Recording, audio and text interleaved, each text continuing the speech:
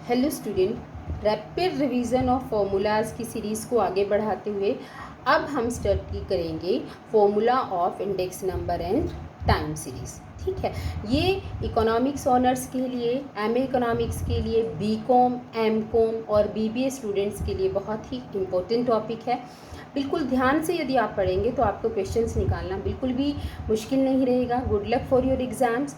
Rapid revision की series में हम स्टार्ट करते हैं इंडेक्स नंबर का फार्मूलाज। सबसे पहले हम बात करते हैं सिंपल इंडेक्स नंबर। ये जो हमारा सिंपल इंडेक्स नंबर का फार्मूला है, इसको सिंपल एग्रीगेटिव मेथड भी कहते हैं। ये आपका बेस फार्मूला है, हर जगह यही फार्मूला अप्लाई होता है, summation P1 divided by summation P0 multiplied by 100। याद रखना, इंडेक्स नंबर का हर एक फार्मूला जो है ना वो 100 से मल्टीप्लाई होता है।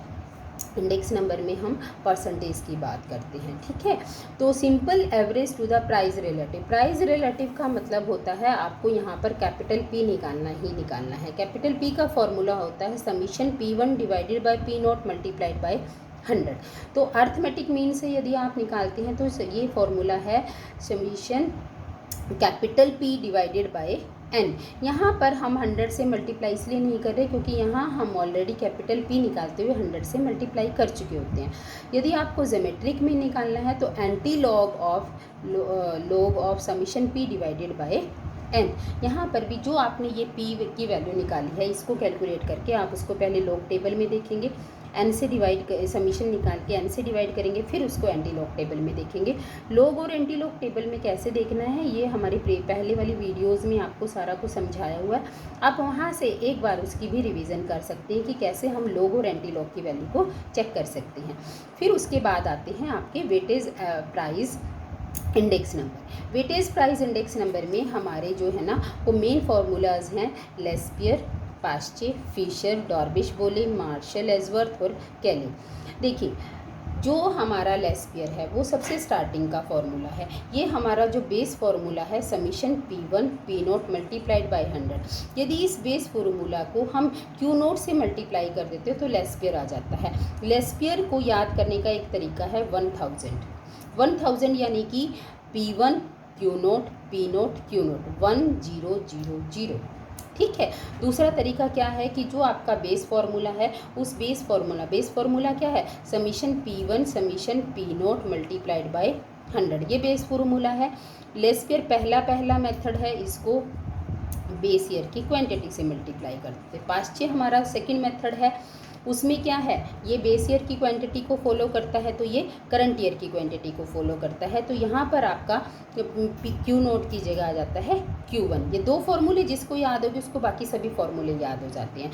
तो इसका हमारा कोड होता है 1101 यानी कि P1 Q1 P0 Q1। Fisher जो है वो आपका L और P इन दोनों की मल्टीप्लाई करके अंडर द रूट होता है, यानी कि ये L की वैल्यू लिख दो, ये P की वैल्यू लिख दो, इन दोनों को मल्टीप्लाई करो और अंडर रूट के बाहर 100। ठीक है, डॉर्बिश बोले जो है ना वो एवरेज होता है L और P का। जो आपने L और P की वैल्यू निकाली है, ये वाली वैल्यू प्लस ये वाली value divided by 2 multiplied by 100। Edgeworth और मार्शल जो है ना उसमें हमारा फार्मूला होता है summation P1 Q0 plus Q1 divided by P0 Q1 plus Q0। ये दोनों बिल्कुल सेम है।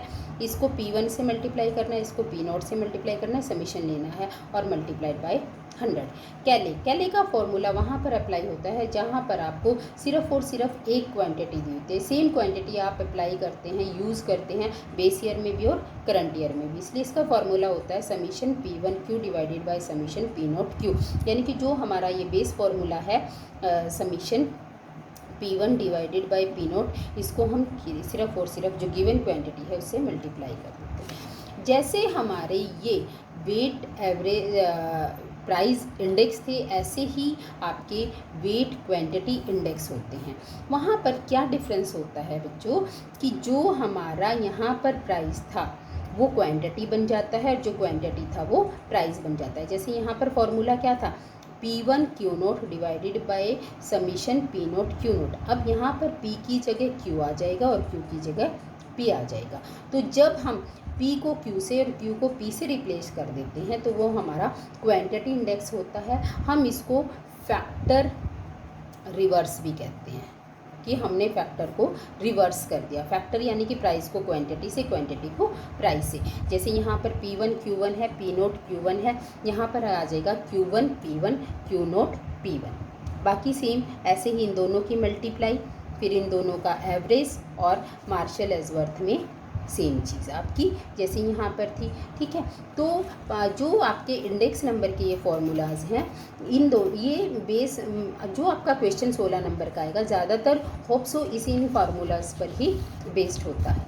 ठीक है, उसके बाद फिर आपका इसमें इंडेक्स में होता है weightage average to the price relative. Weightage average to the price relative method जो है ना, यदि हम अर्थमेटिक मीन को यूज़ करते हैं तो यहाँ पर आपको वेट्स गिवन होते हैं। उन वेट्स को आप कैपिटल पी की वैल्यू निकालते हैं। जैसे मैंने आपको बताया P1 divided by P note multiplied by 100, तो उसके P नोट से P की वैल्यू से वेट को मल्टीप्लाई करके उसको क्या करेंगे, समीशन लेंगे और समीशन W से डिवाइड करेंगे।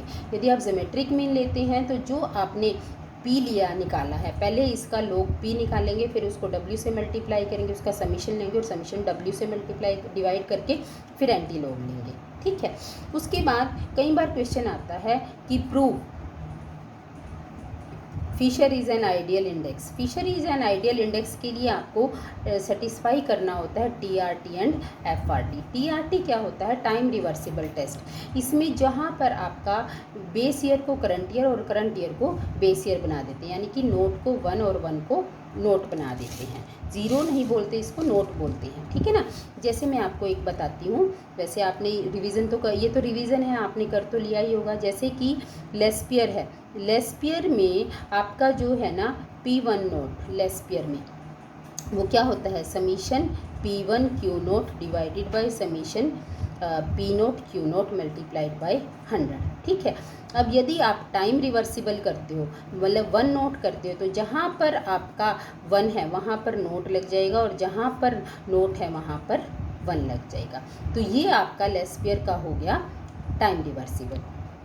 तो जिस टेस्ट में P नोट 1 और P1 नोट की वैल्यू 1 के बराबर होती है वो टाइम रिवर्सिबल को सेटिस्फाई करता है, और जिसमें आपका P नोट और Q1 जो हमने यहाँ पर अभी निकाला था टाइम को, उसकी वैल्यू यदि P summation P1 Q1 divided by summation P note Q note के बराबर आती है, यानी कि वैल्यू इंडेक्स के बराबर आती है, तो वो फैक्टर रिवर्सिबल को सेटिस्फाई करता है। सर्कुलर टेस्ट में क्या होता है, हम टाइम पीरियड को एक सर्कल में मूव करते हैं, 0 0 से 1, यानी कि नोट नोट से 1 1 से 2, यहाँ से यहाँ तक की वैल्यू जो है ना हम उसको निकालते हैं, तो होता है P नोट 1। यहाँ से यहाँ तक की वैल्यू निकालते हैं, अब नोट रिप्लेस हो गया 1 से, 1 रिप्लेस हो गया 2 से। अब यहाँ से यहाँ तक मूव करेंगे सर्कल में, तो अब 1 रिप्लेस हो गया नोट 2 से और 2 रिप्लेस हो गया नोट से। ठीक है, तो यहाँ पर सर्कुलर टेस्ट वो टेस्ट सेटिस्फाई करता है जहाँ पर P नोट 1 P12 और P2 नोट की वैल्यू जो है ना वो 1 के बराबर है। अब बात आती है कि वैल्यू इंडेक्स क्या होता है। वैल्यू इंडेक्स है समीशन P1 डिवाइडेड बाय वो P1 Q1 divided by summation P note Q note. याद रखना कि कई बार आपको डायरेक्ट क्वांटिटी नहीं गिवन होती Q नोट और P, वहाँ पर आपको यदि एक्सपेंडिचर गिवन है, यदि आपकी वैल्यू गिवन है, तो सबसे पहले आप क्वांटिटी निकालेंगे, चाहे वो बेस ईयर हो चाहे करंट ईयर हो। उसको निकालने का फॉर्मूला है जो आपका एक्सपेंडिचर है उसको हम, या वैल्यू जो है गिवन है उसको डिवाइड कर देते हैं प्राइजेस के साथ। ठीक है, ये थे आपके इंडेक्स नंबर के फॉर्मूलाज। अब हम प्रोसीड करते हैं टाइम सीरीज़ की तरफ। टाइम सीरीज़ के फॉर्मूला निकालने के लिए सबसे पहले हम कंपोनेंट्स ऑफ टाइम सीरीज़ की बात करते हैं। ये बहुत ही इंपॉर्टेंट है, बहुत बार पूछा जाता है what are the components. Components इसके 4 हैं, secular trend, seasonal variation, cyclical variations irregular variations. इनकी थ्योरी जो है ना आपके हर बुक में जहाँ पर भी आप टाइम सीरीज़ को पढ़ेंगे उसके बारे में गिवन है। आप 2-2 3-3 लाइन जो है ना इसके बारे में ज़रूर वहाँ से स्टडी कर लेना, ये बहुत ही इंपॉर्टेंट है। फिर है कि model of time series component analysis. जो आपके ये 4 कंपोनेंट्स हैं इनकी एनालिसिस यदि हम स्टडी करते हैं तो इसके 2 मॉडल हैं, एक एडिटिव मॉडल है, एक मल्टीप्लिकेटिव मॉडल है। एडिटिव मॉडल में इन सबको हम ऐड कर देते हैं, यानी कि ओवरऑल जो टाइम सीरीज़ के कंपोनेंट्स हैं वो क्या हैं, एडिटिव में T plus S plus C plus I। यहाँ से एक एक कंपोनेंट को यदि हम इधर लेके जाते हैं तो पूरा एडिटिव मॉडल हम डिस्क्राइब कर सकते हैं। जैसे O माइनस टी क्या बच गया, एस प्लस सी प्लस आई, फिर एस को माइनस कर दिया तो सी प्लस आई बच गया, सी को भी माइनस कर दिया तो आई बच गया। यानी कि हमें कुछ 2-3 वैल्यूज़ पता है तो हम उसके हिसाब से धीरे धीरे सबको निकाल सकते हैं। जो आपका मल्टीप्लिकेटिव मॉडल है वहाँ पर ये चारों ट्रेंड्स जो है ना, जो चारों कॉम्पोनेंट्स हैं वो मल्टीप्लाई होते हैं, इधर जाकर वो डिवाइड होते चले जाते हैं। O divided by T S C I, O divided by T S C I, O divided by T S C I. Is it clear. फिर है कि जो आपकी टाइम सीरीज़ के है उसको मेजरमेंट करने के आपके मेथड कौन से, एक फ्री हैंड कर्व है, एक मेथड ऑफ सेमी एवरेज है, मेथड ऑफ मूविंग एवरेज है, मेथड ऑफ लीस्ट स्क्वायर है। Method of free hand curve में आपको जो एक्स और वाई की वैल्यू जो है आप उनको फ्री हैंड ड्रॉ कर सकते हैं। सेमी एवरेज में जो है ना आप एवरेज निकालते हैं इवन ईयर्स के हिसाब से, ऑड ईयर के हिसाब से। मूविंग में यदि 3 ईयर्स का दिया हुआ है तो आप 3 ईयर का टोटल लेंगे, फिर उसको 3 से डिवाइड करके आपकी सेमी एवरेज निकल जाएगी। यदि आपका इवन ईयर्स में दिया है तो जैसे आपने 4 का टोटल किया, उसको मिडल के सामने लिखा, फिर उन दोनों का टोटल किया और उनको 8 से डिवाइड कर दिया। इस तरीके से ये पूरा प्रोसेस है, आप बुक में इसको बहुत डिटेल में स्टडी कर सकते हैं। यदि मैं सारा बताऊँ, इसकी वीडियो भी अवेलेबल है, यदि आप वहाँ से भी इसको एक बार रैपिड रिवीजन कर सकते हैं। उसके बाद है फिर आपका OLS मेथड, जो मेन फार्मूलाज हैं वो OLS में है। OLS के आपको 3 पढ़ने हैं, एक है आपका लीनियर ट्रेंड, एक है आपका क्वाड्रेटिक और एक है आपका एक्सपोनेंशियल। जो लीनियर ट्रेंड में सबसे पहले ट्रेंड इक्वेशन होती है y = a + bx, एक लीनियर इक्वेशन होती है। इससे हम 2 नॉर्मल इक्वेशन निकालते हैं, इसको समीशन y से डिवाइड कर दिया, summation y n a + b summation x, फिर इसको समीशन x से डिवाइड कर देते हैं फर्स्ट इक्वेशन को, तो summation x y a summation x + b summation x का स्क्वायर। यदि आप क्वाड्रेटिक की और यदि आपका समीशन x 0 के बराबर आता है तो यहाँ पे हमने इसको 0 पुट कर दिया, तो a की वैल्यू, हमें a और b की वैल्यू निकालनी है यहाँ पर। तो a की वैल्यू क्या आ जाएगी, summation y divided by n, direct shortcut method से अप्लाई कर सकते हैं। यदि आपका ये 0 है तो आप b की वैल्यू निकाल सकते हो, summation xy divided by summation x का स्क्वायर।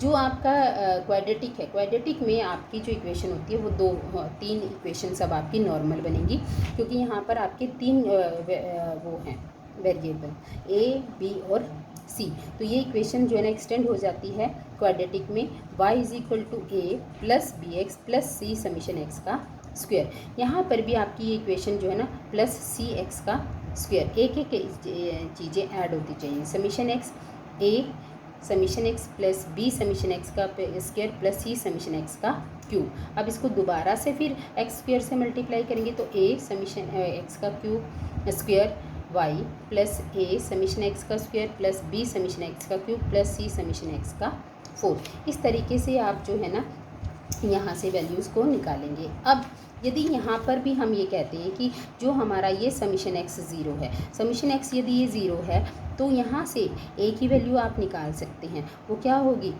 a की वैल्यू निकालने का फॉर्मूला क्या होगा, summation y - c summation x का स्क्वायर डिवाइडेड बाय n। ठीक है। और b की वैल्यू जो है ना, जब हमारा याद रखना यदि समीशन x 0 है तो समीशन x का क्यूब भी 0 होगा, तो यहाँ से ये भी 0 हो गया और समीशन x ये भी 0 हो गया, तो b की वैल्यू हमारी डायरेक्टली निकल जाती है, summation xy divided by b summation x का स्क्वायर। ठीक है। और इसी तरीके से हम c की वैल्यू निकाल सकते हैं। उसके बाद होता है एक्सपोनेंटल। एक्सपोनेंटल में आपका फॉर्मूला होता है y = a b x का b⁴ x। तो यहाँ पर दोनों तरफ लोग लेंगे, लोग y, ये आगे आ जाएगा लोग a और x आगे आ गया लोग b। नॉर्मल इक्वेशन है, समीशन से मल्टीप्लाई किया, लोग y समीशन लोग y n लोग a + b लोग b समीशन x और समीशन x लोग y लोग a समीशन x + लोग b समीशन x का स्क्वायर। उसी तरीके से x की वैल्यू यदि ये 0 है तो यहाँ से a की वैल्यू निकल जाएगी, ये 0 है समीशन x तो वैल्यू निकल जाएगी, और नहीं है तो हम इनको जो है ना लीनियर इक्वेशंस की हेल्प से सॉल्व कर सकते हैं। ये थे आपके सिलेबस, लगभग सारे सिलेबस के मैंने आपके फॉर्मूले आपको करा दिए हैं। पहली वीडियोस में हमने मीन, मीडियन, मोड, वो स्टैंडर्ड डेविएशन, वेरिएंस और डिस्पर्जन के फॉर्मूले स्टडी किए थे। सेकंड वीडियो में हमने स्टडी किए थे कॉरिलेशन रिग्रेशन के फॉर्मूले, और ये आपकी थर्ड वीडियो में हमने स्टडी किया है इंडेक्स नंबर और टाइम सीरीज़। आप इन फॉर्मूलाज़ को बहुत अच्छी तरीके से पढ़िए और सही तरीके से अप्लाई कीजिए। वीडियो को लाइक कीजिए, शेयर कीजिए, चैनल सब्सक्राइब कीजिए। Have a nice day and good luck for your exams.